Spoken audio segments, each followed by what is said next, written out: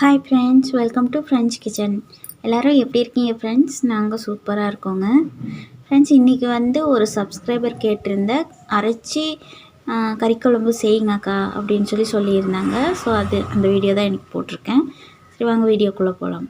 இப்போ வந்து அடுப்பில் ஒரு சின்ன கடாய் வச்சுக்கலாங்க. அது கடாயில் தேவையான அளவுக்கு எண்ணெய் விட்டுட்டு, இப்போ ஒரு பட்டை, ஒரு ஏலக்காய், அப்புறம் கல்பாசி கொஞ்சம், 2 கிராம்பு, அப்புறம் பெருங்காயம் ஒரு கட்டி போட்டுக்கலாங்க.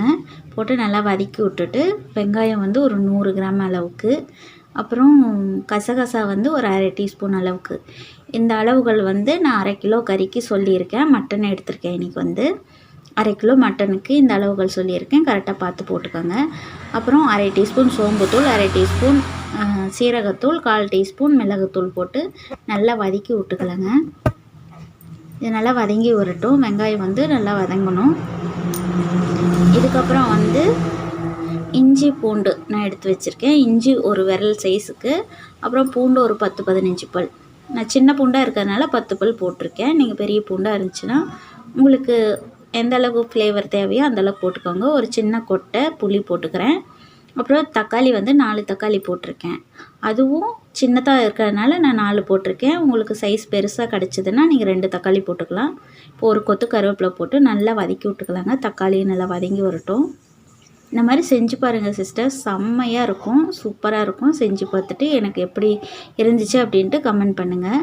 இப்போ வந்து பொட்டுக்கடலை வந்து 2 டேபிள் ஸ்பூன் அளவுக்கு போட்டிருக்கேன். இப்போ பொட்டுக்கடலை வந்து திக்னஸ்க்காக போடுறது. உங்களுக்கு தேவைன்னா போட்டுக்கலாம், இல்லைனா ஸ்கிப் பண்ணிக்கலாம். இப்போது மஞ்சத்தூள் 1/4 டீஸ்பூன், மிளகாய்த்தூள் 3 டீஸ்பூன், அப்புறம் கரம் மசாலா 2 டீஸ்பூன், அப்புறம் மல்லித்தூள் 1 டீஸ்பூன் போட்டு, தேங்காய் வந்து 1 கப் அளவுக்கு போட்டுக்கலாங்க. போட்டு நல்லா கலந்து விட்டுக்கலாம். இது நல்லா கலந்து விட்டு இந்த பொடிகள்லாம் போடும்போது நம்ம ஸ்டவ் ஆஃப் பண்ணிக்கலாம். அந்த ஹீட்லேயே இந்த பொடிகள் போட்டோம்னா போதும், வதங்கிரும். இப்போ வந்து ஆஃப் பண்ணிவிட்டு இது நல்லா ஆற வச்சுட்டு மிக்ஸி ஜாரில் கொடுத்து அரைச்சிட்டு வந்துடலாம். இப்போ வந்து ஒரு கடாய் அடுப்பில் வச்சுக்கலாங்க. கடாய் சூடானதும் ஆயில் சேர்த்து கடுகு உளுத்தம் பருப்பு போட்டுக்கலாம். இப்போ ஒரு 2 பெரிய வெங்காயம், ஒரு கொத்து கருவேப்பிலை, ஒரு பச்சை மிளகாய் போட்டு நல்லா தாளிப்பு கொடுத்துக்கலாங்க. இது நல்லா வதங்கி வந்த வாட்டி இப்போ நம்ம அரைச்சிட்டு வந்த அந்த மசாலாவை சேர்த்திக்கலாங்க.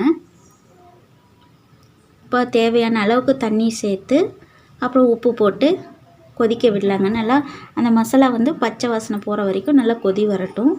அதுக்கப்புறம் நான் வந்து மட்டன் வந்து 1/2 கிலோவுக்கு அது வந்து வேக வச்சு எடுத்து வச்சுருக்கேன்.